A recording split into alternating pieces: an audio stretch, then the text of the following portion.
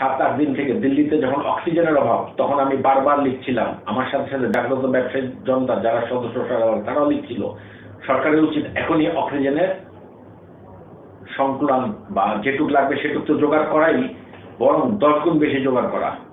মজার ব্যাপার, কালকে খবরে আমি দেখলাম একজন বললেন, স্বাস্থ্য অধিদপ্তরের বা পিজির যে উপাচার্য উনি হবেন, উনি বললেন আমাদের যে পরিমাণ দরকার সেই পরিমাণ আমাদের স্টকে আছে এবং তার চেয়ে একটু বেশি লাগলেও দিতে পারবো।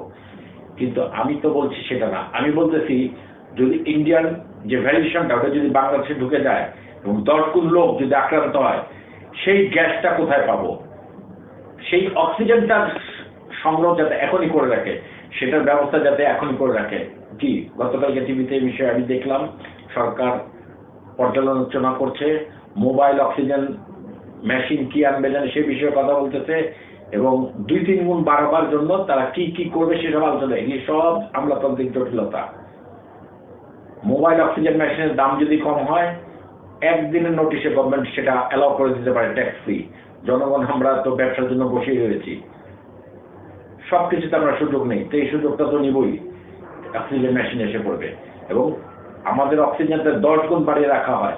এখন 3000-4000 সংক্রমণ হচ্ছে, এটা যদি 10,000 হয়, 10,000 হলে 10,000 লোককে আইসিইউতে রেখে অক্সিজেন দেওয়ার যোগ্যতা যাতে আমাদের থাকে, তার জন্য এগিয়ে নিয়ে যেতে হবে, তার জন্য তড়িৎ গতিতে কাজ করতে হবে। ধন্যবাদ সবাইকে।